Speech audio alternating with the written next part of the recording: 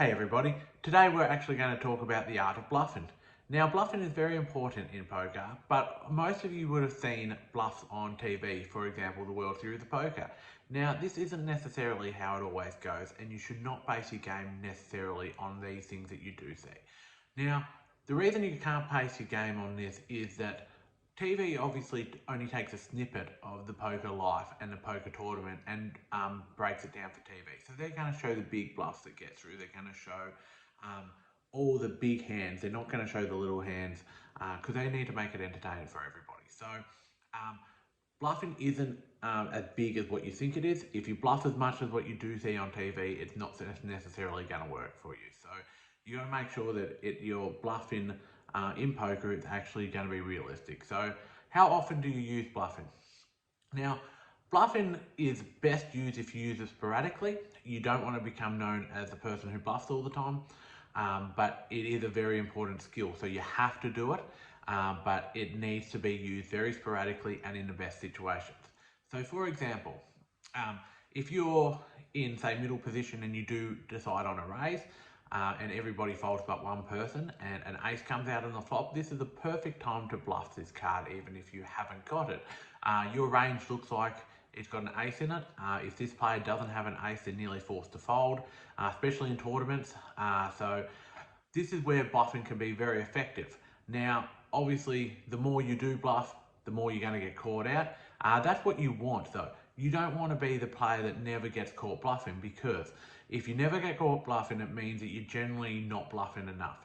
Now, obviously, if you start getting called a lot when you are bluffing, you are going to be bluffing too much. Realistically, you should be getting caught about 1 in every 7 times you bluff. So if you're not getting caught that many times, you're probably not bluffing enough, or you're extremely good at bluffing, but you could probably just up your bluffing range a little bit. Now, the reason you do want to get caught every so often is when you do have a good hand, people are going to be less likely to believe that you've got it. And that is the real key to bluffing. It's not necessarily about winning the money then and there, even though you do win the money then and there with a lot of times. If you do get caught, it loosens up that image of you a little bit, which means that you want to actually have people think that you are a bluffer all the time. So when you do have the nuts and you do a very similar bet to what you'd do if you were bluffing, they're going to pay it off. Now, you've obviously got to pick the right opponents with your bluffing as well. You do not want to pick very loose players. Loose call-in stations are very hard to bluff against.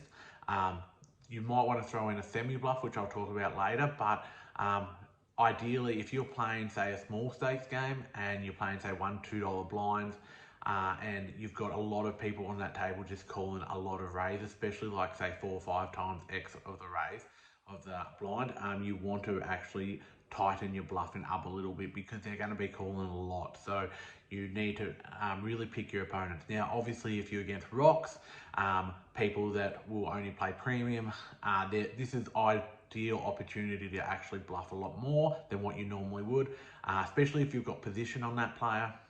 It's very easy to actually get some bluffs through. The best bluff I've probably ever done is in a really big tournament. We were nearly to the money. I looked down in late position. I looked down at Queen 10 suited. I thought, yep, this is a prime opportunity. No one else has actually gone into this pot. So I raised 4x a blind. I only got called by the big blind who was already invested. The flop come ace 9 2 or something like that, and then I put on a continuation bet, a C bet, after they checked to me and they folded. So that was, like I described the situation before, that was a perfect time to actually bluff. Now, one thing that I did mention just before is semi-bluffing. Now, this is where you make a lot of your money, and this is what a lot of the tournament pros do and a lot of the cash pros do. They actually do a lot more semi-bluffing than what they do actually bluffing. Now, what a semi-bluff is when you've got a piece of the action, but you don't have the nuts, or you don't have a really good hand. So a semi-bluff would be, for example, if you had, again, Queen 10 suited in that hand, and 2 of your suits came, and then just a 2 with an offsuit, you put in a bluff. It's called a semi-bluff because, yes, you don't have any good cards yet, but it can turn into a monster. Some people say this is getting value for your hand, but it is actually a semi-bluff, and these are used very effectively because it actually makes it possible for you to win the pot twice. So you can win the pot with everybody folding to you, or you can win the pot by making your right hand. So semi-bluffing is probably one of the most effective strategies, but you do need to throw in stone cold bluffs here and there as well, because you do need to mix your game up. But as I said, semi-bluffing is a real way to make money in this game. So now, if any of you have any good bluff stories, I'd love to see them in the comments. Or if you've got any ideas about how often you bluff, or what kind of players you like to play against when it comes to bluffing, I'd love to hear about it.